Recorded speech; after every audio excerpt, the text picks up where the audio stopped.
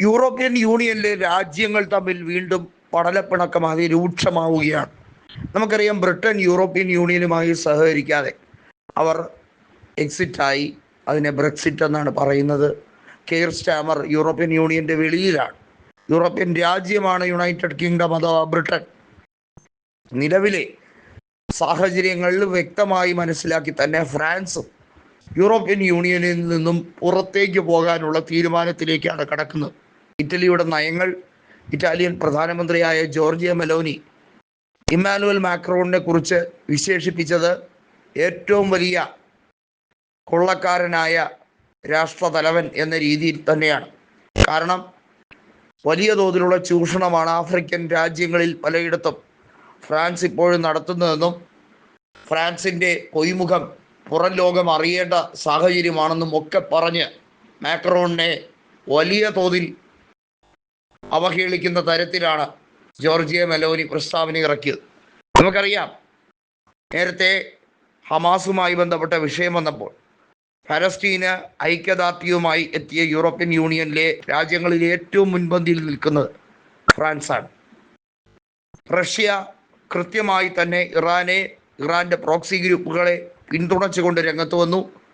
ഇറാനെ സംബന്ധിച്ചിടത്തോളം ഇറാൻ്റെ പ്രധാനപ്പെട്ട ആണവ സമ്പുഷ്ടീകരണ കേന്ദ്രങ്ങളായിട്ടുള്ള ഫോർദോയും ഇസ്ഫഹാനുമൊക്കെ സംരക്ഷിക്കാൻ വേണ്ടി റഷ്യൻ സൈന്യം നടത്തുന്ന വലിയ തോതിലുള്ള സഹായം, റഷ്യൻ സൈന്യം എന്ന് പറയുമ്പോൾ റഷ്യയുടെ ഡിഫൻസ് ഫോഴ്സും അതിശക്തമായിട്ടുള്ള സഹായങ്ങളാണ് നൽകുന്നത്.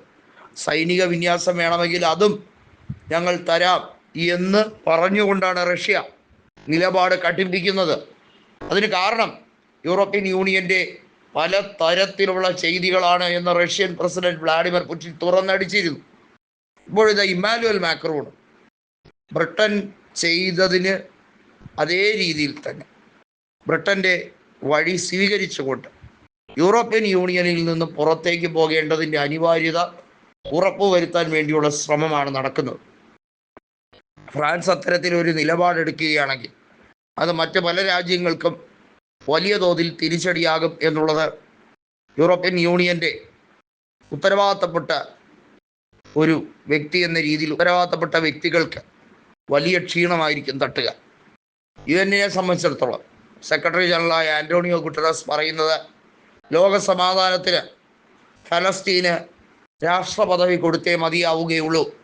ഗാസയിൽ അവിടെ മരിച്ചു വീഴുന്ന അല്ലെങ്കിൽ കൊല്ലപ്പെടുന്ന പിഞ്ചു കുഞ്ഞുങ്ങൾ, അവർ ഭക്ഷണം കിട്ടാതെ മരിക്കുന്നവരുണ്ട്, വെടിയേറ്റ് മരിക്കുന്നവരുണ്ട്.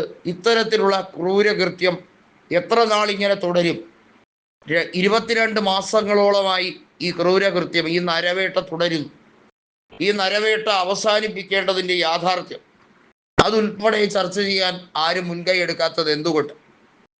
ഉക്രൈനിൽ നടക്കുന്ന അവിടുത്തെ മരണങ്ങളെക്കാൾ അല്ലെങ്കിൽ റഷ്യ ഉക്രൈൻ പോരാട്ടത്തിൻ്റെ ആഘാതത്തെക്കാൾ എത്രയോ വലുതാണ് ഗാസ മുനമ്പിൽ നടക്കുന്നത് എന്നുള്ളത് കൂടി ആന്റോണിയോ ഗുട്ടറസ് ഓർമ്മിപ്പിക്കുമ്പോൾ ഫ്രാൻസ് എടുക്കുന്ന നിലപാട് അതിശക്തമായി മാറുകയാണ്.